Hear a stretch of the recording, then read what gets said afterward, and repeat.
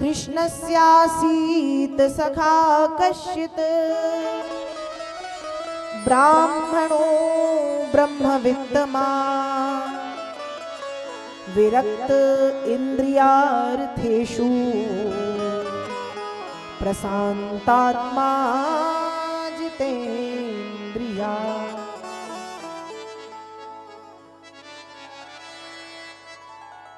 भगवान श्री कृष्ण के परम प्रिय मित्र हुए जिनका नाम है सुदामा। सुदामा जाति से ब्राह्मण है, भगवान के परम प्रिय मित्र हैं। वेद व्यास जी लिखते हैं सुदामा ब्राह्मण है। ब्राह्मणों ब्रह्मवित्तमा, भगवान के नाम का चिंतन करने में सुदामा बहुत धनवान है, खूब धन है सुदामा के पास। और धन कौन सा है? भगवान नाम का धन।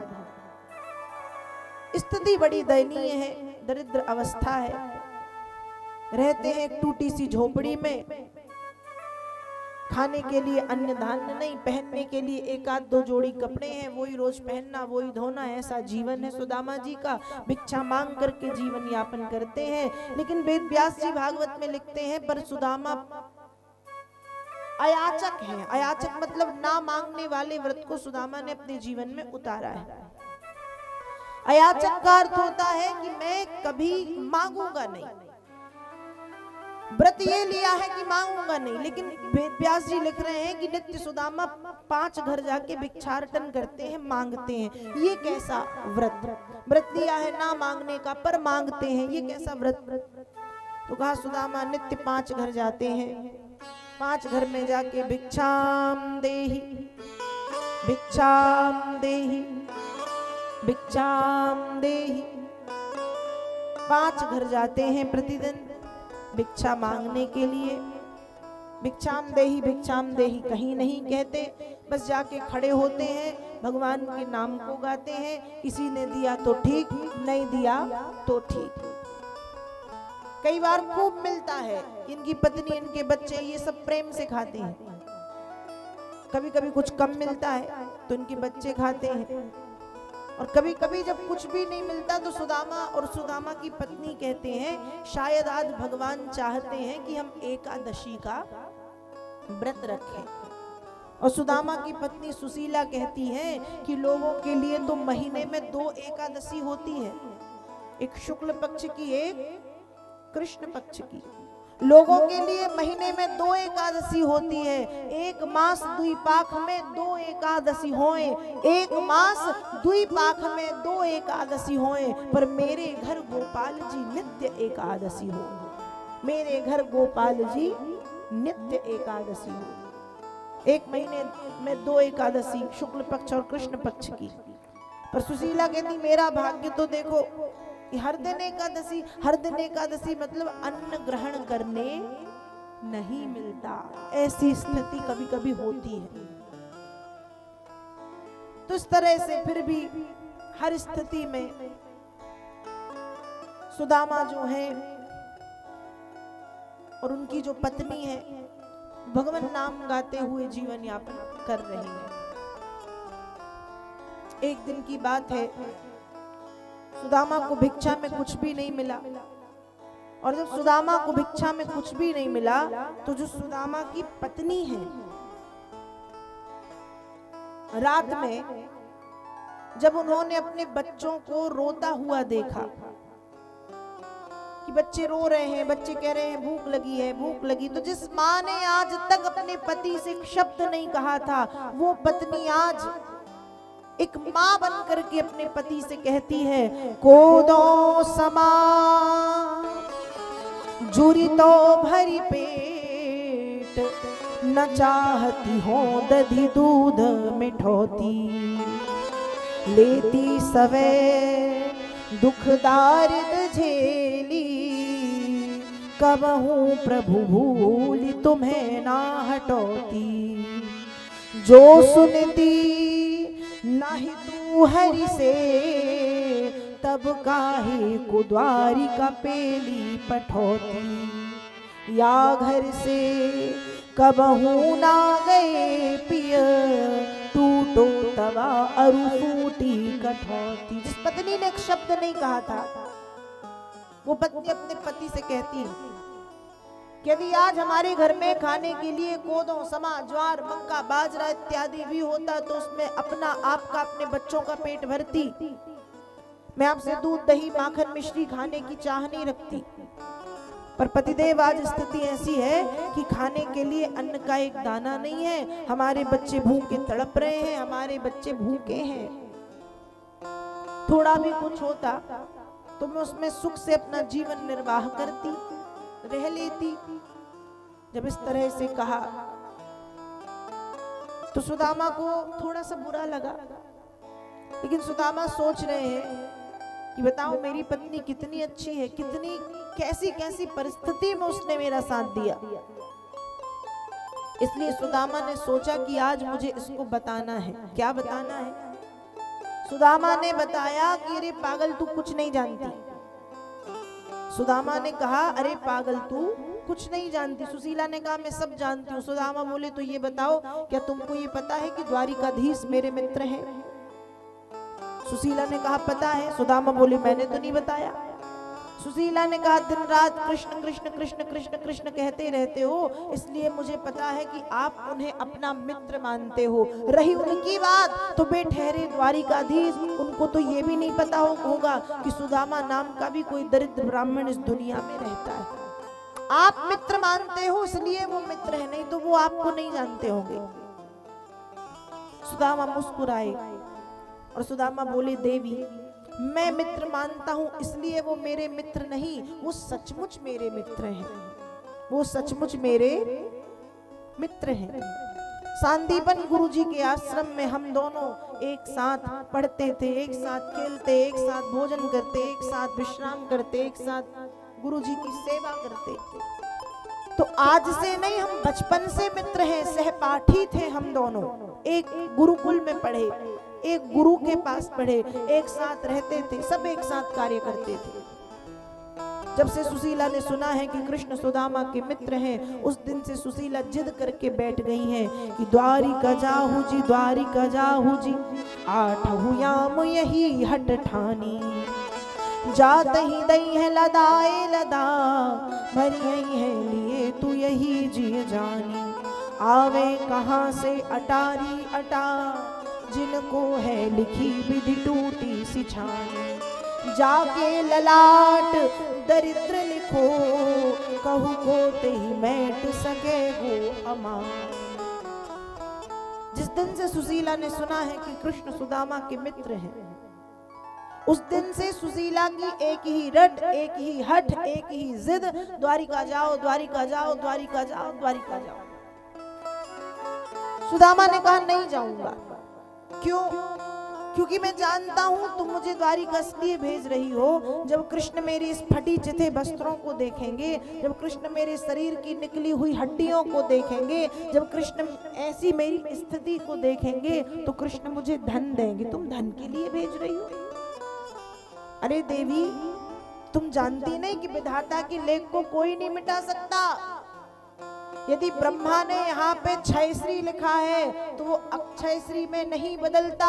जिसके भाग्य में महल लिखे हैं उन्हें झोपड़ियां नहीं मिलती, और जिनके भाग्य में झोपड़ियां लिखी उन्हें महलों की प्राप्ति नहीं होती।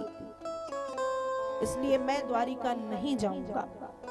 इस स्थिति, इस परिस्थिति, इस हालत, इस दशा में तो बिल्कुल नहीं जाऊंगा। सुदामा ने मना कर दिया। पर पत्नी कौन? पत्नी वो जो पतन के मार्ग पर जाने से रोके। सुशीला ने कहा कि अरे पतिदेव, आपको क्या लगता है मैं मिट्टी के लिए आपको भेज रही हूँ? मिट्टी मतलब धन, जो हाथ का मैल है, उस धन के लिए मैं आपको भेज रही हूँ? आपको लगता है मैं ऐसी हूँ? आप मुझे समझ नहीं पाए। यदि धन का लालच मुझे होता तो मैं आपको भिक्षा मांगने से कभी रोकती नहीं। मैं धन के लिए नहीं, मैं परम धन के लिए भेज रही हूं। अर्थात हे पतिदेव, सेवम भारया विप्रो बहुसा प्रार्थितो मृदु, अयम ही परमो लाभ उत्तम श्लोक दर्शन। हे पतिदेव, मैं उस परम धन को पाने के लिए वहां भेज रही हूं, जिस परम धन को पाने के लिए बड़े बड़े योगी महायोगी तरसते हैं।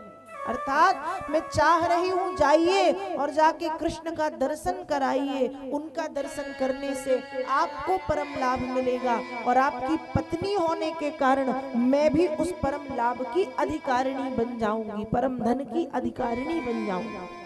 उनका दर्शन बस कराओ, बस यही जीवन का परम धन है। बड़े बड़े ऋषि मुनि जन्म जन्म मुनि जतन कराही, अंत राम कहीं आवत नाही। जीवन भर प्रयास करते रहते हैं और अंत समय राम कहे बिना जीवन छोड़ के चले जाते हैं। आप तो भाग्यवान है कि आपको उनका दर्शन मिलेगा, उनका दर्शन करके आओ। जब इस तरह से समझाया, जो सुदामा अब तक कह रहे थे नहीं जाऊंगा नहीं जाऊंगा नहीं जाऊंगा नहीं जाऊंगा, वो अब कह रहे द्वारिका जाना है, द्वारिका जाना है। अपनी पत्नी से कहते हैं देवी तुम्हारे घर में कुछ है जो कृष्ण के लिए भेंट स्वरूप ले जा सकूं। सुशीला अब तक कह रही थी कुछ नहीं है, लेकिन अब कह रही आप कैसी बात कर रहे, क्या नहीं है, सब कुछ है, सब है, धन है, अन्न है, धान्य है, सब है, क्या चाहिए। सुदामा ने कहा तुम्हारे पास जो हो वो दे दो। था कुछ नहीं। सुशीला तुरंत गई अपनी सखियों के पास, कृष्ण के नाम पर उन्होंने एक एक मुट्ठी चावल दिए। 4 मुट्ठी चावल की प्राप्ति सुशीला को हुई। उन 4 मुट्ठी चावलों को साड़ी के पल्ले को फाड़ा, उन चावलों को रखा, पोटरी बनाई, बना करके सुदामा जी के हाथों में दी और हाथ में दे करके कहती है यदि आपको ये देने में शर्म लगे तो कहना मैं नहीं लाया हूँ, तुम्हारी भाभी ने भेजा है, और क्या भेजा मुझे नहीं मालूम, ऐसा कह देना, पर दे देना, झिझकना मत, शर्माना मत, ये मत सोचना कि ये बहुत छोटा है, बस उनको दे देना, मेरा नाम लगा के देना, पर देना। ऐसा समझा के वो चावलों की पोटरी सुदामा जी को दी। सुदामा जी ने वो चावलों की पोटरी अपने हाथ के नीचे दबाई। अब सुदामा जी को तो पता भी नहीं है कि द्वारिका किस दिशा में है। सुदामा सोच रहे हैं कि जब भगवान ने बुलाया है तो भगवान ही रास्ता दिखाएंगे। और द्वारिका की ओर श्री कृष्ण गोविंद कहते हुए सुदामा जी प्रस्थान कर गए। सुदामा को पता नहीं है किस तरफ है, किस ओर है, पर बस भगवान के भरोसे चले जा रहे हैं, चले जा रहे हैं, चले जा रहे। कुछ दूर चले, भयंकर जंगल है और उस भयंकर जंगल में सुदामा गिर गए और गिर करके बेहोश हो गए। द्वारिका में बैठे द्वारिकाधीश ये सब देख रहे हैं। द्वारिकाधीश ने देखा, और जब द्वारिकाधीश ने ये दृश्य देखा तो भगवान ने अपनी माया को आदेश दिया कि जाओ सुदामा को उठाओ और उठा करके द्वारिका के बाहर ला करके छोड़ दो। भगवान कहते हैं कि तुम मेरे लिए 10 कदम चल करके तो देखो, आगे की 100 कदम की दूरी या 100 कोस की दूरी तय करना मेरा काम, लेकिन शुरुआत तुम्हें करनी पड़ेगी। तुम कदम बढ़ा करके तो देखो, आगे का पूरा मार्ग मैं तय करूंगा। और हुआ वही। सुदामा तो चले और चल के बेहोश हो गए, गिर पड़े। आगे की दूरी भगवान ने तय की, सुदामा जी को उठाया, उनकी माया ने द्वारिका के बाहर ला करके छोड़ दिया। सुदामा के नेत्र को ले देखा कोई नगर आ गया है। लोगों से पूछा कि भैया ये कौन सा नगर है। लोगों ने बताया ये द्वारिकापुरी। सुदामा कहते रे वाह, इतनी जल्दी द्वारिका आ गया। यदि मुझे पता होता कि द्वारिका इतने पास है, यदि मुझे पता होता कि द्वारिका इतने पास है तो रोज सुबह आता और शाम को चला जाता। सुदामा को नहीं मालूम कि भगवान की माया ने ला करके यहाँ पे छोड़ा है। सुदामा तो सोच रहे बहुत जल्दी आ गया भैया, सुबह निकला था शाम को पहुंच गया। अब सुदामा ने कुछ लोगों से पूछा क्या मेरे मित्र कृष्ण यहीं रहते हैं। उन लोगों ने सुदामा जी को नीचे से ऊपर, ऊपर से नीचे तक कई कई बार देखा, और कई कई बार देखने के बाद कहते हैं को सोचने लगे कि शायद ये कोई पागल है, तो बोले कि चलो जाओ, यहाँ कोई कृष्ण वृष्ण नहीं रहते। 1-2 लोगों से और पूछा, उन्होंने भी यही कह दिया। अब सुदामा स्वयं भगवान के महल को ढूंढते ढूंढते ढूंढते द्वारिका में जो सबसे भव्य भवन है उस भवन के सामने जाकर के खड़े हो गए। द्वारपाल खड़े हैं, द्वारपालों से पूछ रहे हैं कि क्या मेरे मित्र कृष्ण यहीं रहते हैं? क्या मेरे मित्र कृष्ण यहीं रहते हैं? द्वारपालों ने कहा हाँ हाँ आपके कृष्ण यहीं रहते हैं, आपको कुछ चाहिए? सुदामा बोले आज मैं कुछ लेने नहीं कुछ देने आया हूं। द्वारपाल भी मन ही मन हंस रहे हैं और सोच रहे हैं कि ये दरिद्री क्या देगा। सुदामा मन में सोच रहे हैं कि आज अपनी दरिद्रता भगवान को सौंपूंगा, आज जो तंदुल लाया हूं वो भगवान को खिलाऊंगा। जाओ कृष्ण से कहना सुदामा आया। द्वारपालों को जाने में कुछ विलंब हुआ। सुदामा जी ने थोड़ी डांट के फटकार के कहा जाओ कृष्ण से कहो सुदामा आया है। द्वारपाल भागते भागते पहुंचे। हे भगवान शीश पगान जगा तन में नहीं जान को आय बसे के ही ग्रामा धोती फटी सी लटी दुपटी अरुपाओ उपा नहीं मैं नहीं श्यामा द्वार खड़ो तुझ दुर्बल एक रहो चकिसो वसुधा अभिरामा पूछत दीन दयाल को नाम बतावत आपन नाम सुदाम। भगवान एक गरीब ब्राह्मण आया है, दिखने में बहुत गरीब है, पैरों में जूते चप्पल नहीं कांटे चुभे हुए हैं, फटी सी धोती फटा सा गमछा शरीर में डला है और आपको अपना मित्र बता रहा है। भगवान ने कहा कि उसकी कहानी सुनाओगे, नाम बाम कुछ भी बताओगे? द्वारपाल बोले हाँ हाँ भगवान वो अपना नाम सुदामा बता रहा है। अब भगवान ने जैसे ही सुना सुदामा, तो अभी तक सुदामा पागल थे कि कृष्ण से मिलना है। सुदामा सुनते ही कृष्ण पागल हो गए कि सुदामा आया है। तुरंत सिंहासन से उठ करके खड़े हुए, जैसे ही उठे भगवान का मुकुट गिर गया, पीतांबर गिर गया, चप्पलें भगवान ने जो पादुकाएं हैं वो पहनी नहीं और भगवान दौड़ पड़े सुदामा सुदामा सुदामा। गिरते पड़ते उठते गिरते उठते गिरते भागते दास दासियों से टकराते महलों के खंभों से टकराते हुए कृष्ण चले जा रहे। सुदामा आया है और यहाँ बाहर खड़े सुदामा को लग रहा है कि कब बचपन में मिले थे, हो सकता है भूल गए हों। उनके पास तो मेरे जैसे हजारों लाखों रोज आते हैं, भूल गए होंगे। पर सुदामा कहते हैं कि हे गोविंद आप तो जगदीश्वर हैं, आप तो सर्वशक्तिमान हैं, आप तो द्वारिकाधीश हैं गोविंद।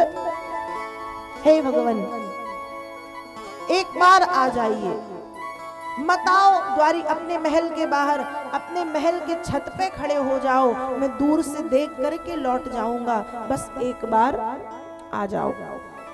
सुदामा रो रहे हैं, उनको भरोसा नहीं कि भगवान आएंगे और भगवान यहाँ भागते हुए आ रहे हैं। यहाँ सुदामा रो रहे हैं कि एक बार आ जाओ, दर्शन दे दो, बात नहीं करना, हंसना मत, मेरी तरफ देखना मत, बस आके खड़े हो जाओ, मैं देख के लौट जाऊंगा, पर एक बार आ जाओ। सुदामा इंतजार कर रहे हैं कि भगवान आप आइए। यहाँ भगवान भागते हुए बाहर पहुंचे। सुदामा को देखा खड़ा द्वार पे, बाहें फैला करके भगवान ने सुदामा को अपनी बाहों में भर लिया, सीने से लगा लिया और जोर जोर से भगवान रोने लगे। भगवान भी रो रहे हैं, सुदामा भी रो रहे हैं और इस पवित्र मिलन को देख करके द्वारिका के नर नारी, द्वारिका की प्रजा सब रो रहे हैं। सबकी आंखों में आंसू कि ये कौन है जिसके लिए लक्ष्मीपति स्वयं, द्वारिकाधीश स्वयं पागल से हो गई, ये कौन है? रोते रोते भगवान की दृष्टि सुदामा के पैरों पे पड़ी तो देखा कांटे लगे थे, एक एक करके भगवान कांटे निकाल रहे। सुदामा कह रहे गोविंद आप क्या कर रहे हैं, आपके ये लोग देख के क्या सोच रहे होंगे?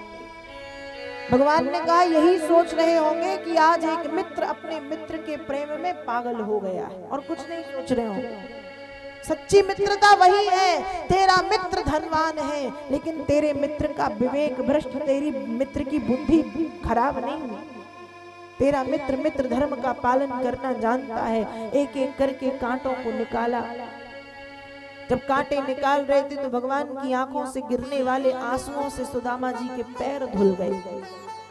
फिर दोनों हाथों से उठा के सुदामा जी को खड़ा किया, महल के भीतर ले जाके स्वयं भगवान रुक्मणी, द्वारिकाधीश और रुक्मणी मैया ने सुदामा जी का खूब स्वागत सत्कार मान सम्मान किया और स्नान इत्यादि करा के, भोजन इत्यादि करा के सुदामा जी को शयन कक्ष में ले जाके लिटा दिया। सुदामा लेट गए, भगवान ने चरणों की सेवा करनी शुरू की, चरण दबाने लगे। सुदामा बार बार उठ उठ के बैठ रहे, ये आप क्या कर रहे हो, ये आप क्या कर रहे हो, ये आप क्या कर रहे हो। भगवान बोले जो एक मित्र को करना चाहिए मैं वो कर रहा हूं और मुझे करने दो। बातचीत हुई, बातचीत होते होते भगवान ने पूछा कि तुमने विवाह किया। सुदामा ने सारी जानकारी दी कि मेरी पत्नी का नाम सुशीला है, मेरे 2 बच्चे हैं। भगवान बोले कि तो फिर मेरी भाभी ने मेरे लिए क्या भेजा है। सुदामा जी ने जब द्वारिका का वैभव देखा तो सोचने लगे इतनी छोटी सी भेंट क्या भगवान को दूं, मना कर दिया, कुछ नहीं लाया।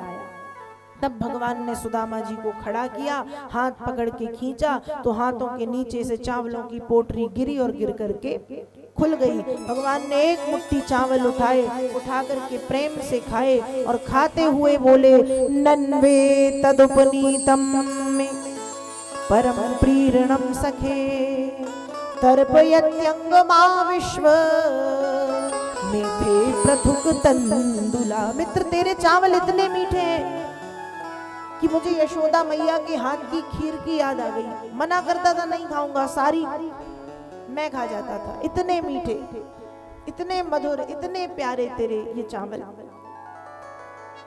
सुदामा बोले भगवान इतने ही थे, गरीब हूं।